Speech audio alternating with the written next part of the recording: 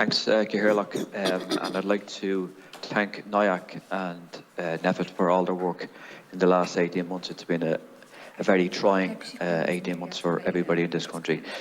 Just two questions. One question is in relation to Dr. Houlihan's statement in relation to the future trajectory of this disease. And we all know that it's quite it's evolving, it's unpredictable. But what point of the trajectory of the disease does NIAC and NEFIT see, if it goes on in an upward kind of spiral, what point do measures be reintroduced in relation to what has happened in the past?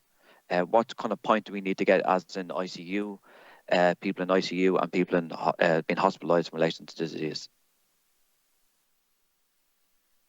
General remarks. I mean, our hope and expectation is that we won't find ourselves in that position, and we're going to express cautious optimism that will remain the situation.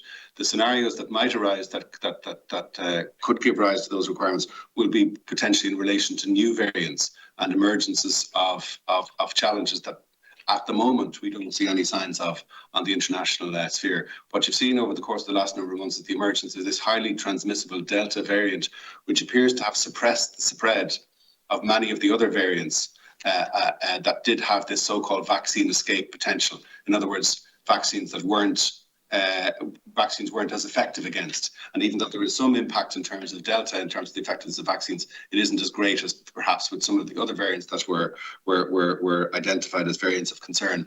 And we've seen a suppression of those because Delta has essentially taken over transmission in the world. And so on the basis of our experience of Delta, how we think things are going in this country, we think things at this point in time are going better than they're going in perhaps the four regions of the neighbouring country of the UK. And it gives us a basis for expressing some cautious optimism that we won't need to go back the road in terms of some of these kinds of restrictions. The two things that are going to influence that are the very high levels of vaccination that we've achieved and maintaining that.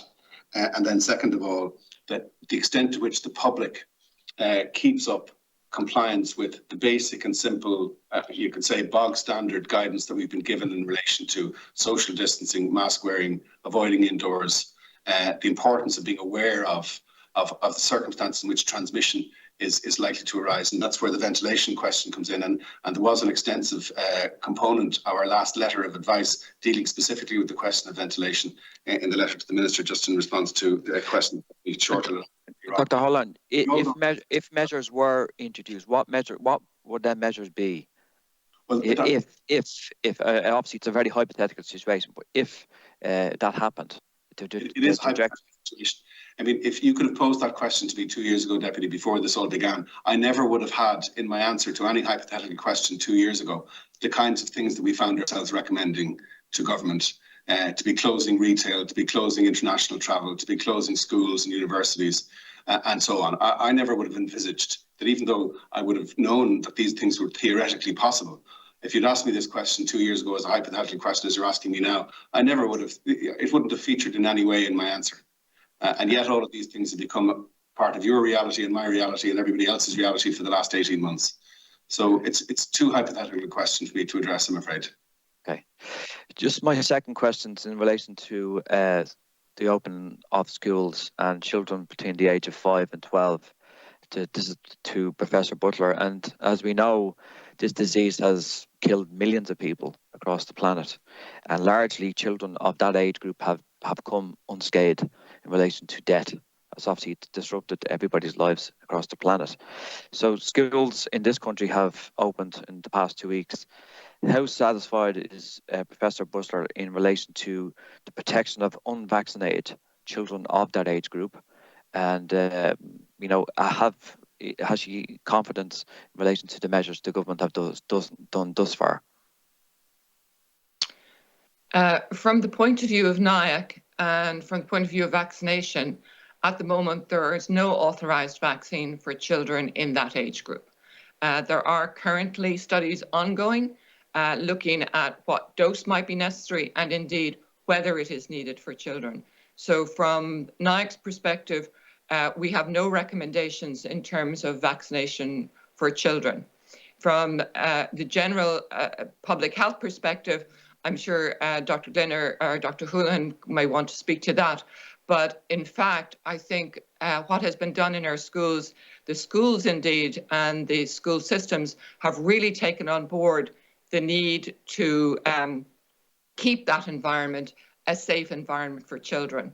And I think to a certain extent, we are very fortunate. This infection has been different from many other infections in that children, when they do acquire infection, it still remains the case, even with the Delta virus, that for the majority of them, it is a mild infection.